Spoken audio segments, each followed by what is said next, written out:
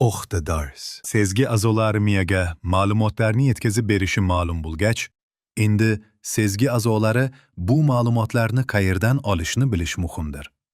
Chunki ma'lumotlar olinadigan joy bo'lmasa, uni miyaga yetkazish ham mumkin emas. Bu esa fikrlashlik jarayoni hosil bo'lmaydi deganidir. Insonlar hayotiga e'tibor berib qaralsa, har bir insonni nimagadir intilib harakat qilayotganini yaqqol ko'rish mumkin. Harakat qilish har bir insonga xosdir.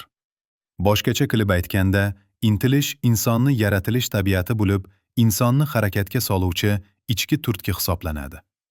Inson vujudi o'z yaratilish tabiatiga ko'ra har xil narsalarni talab qiladi. Birinchi tur talab insonni moddiy narsalar bilan munosabat qilishga undovchi.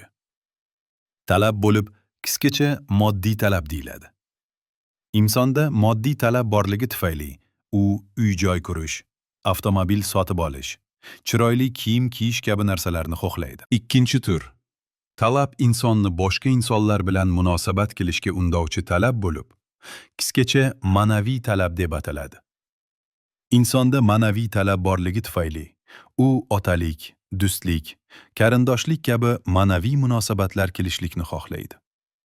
Erkakni ayol bilan, ayolni erkak bilan munosabat qilishga undovchi jinsiy moyillik ham ma'naviy talabni bir ko'rinishidir. Uchinchi tur talab Insonni o'z yaratuvchisi bilan munosabat qilishga undovchi talab bo'lib, ruhiy talab deb ataladi.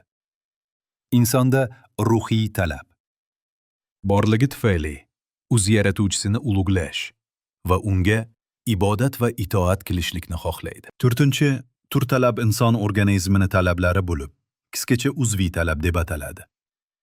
Uzviy talablarni borligi tufayli inson uxlaydi, taomlanadi, chanqog'ini qondiradi, o'ta issiq yoki o'ta sovuqdan saqlanadi va hokazo. Insonni biror harakatga solish nuqtai nazaridan uzviy talab qo'lgan 3 turdagi talablardan keskin farq qiladi. Uzviy talab insonni harakatga solish uchun miya bu talabni his qilishi kifoya.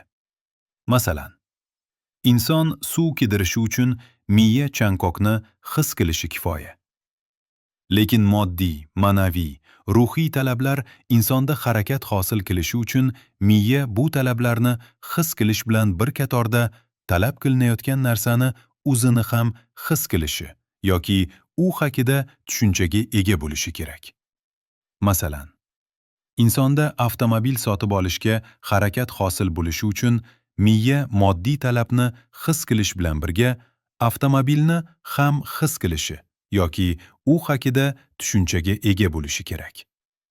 Agar inson avtomobil nima ekanini bilmasa va uni hech qachon ko'rmagan bo'lsa, u insonda hech qachon avtomobil sotib olish uchun harakat hosil bo'lmaydi, garchi moddiy talabi bo'lsa ham. Xulosa qilib shuni aytish mumkinki, inson o'z vujud talablarini qondirish uchun yashaydi. Inson o'z vujud talablarini qondirish uchun qilgan harakati uni turmush tarzi deb ataladi. Agar insonda vujud talablari bo'lmasa, fikrlashlikdan ma'no ham yo'q. Shuning uchun vujud talablari ham miya va sezgi a'zolari kabi fikrlashlik hosil bo'lishi uchun zarurdir.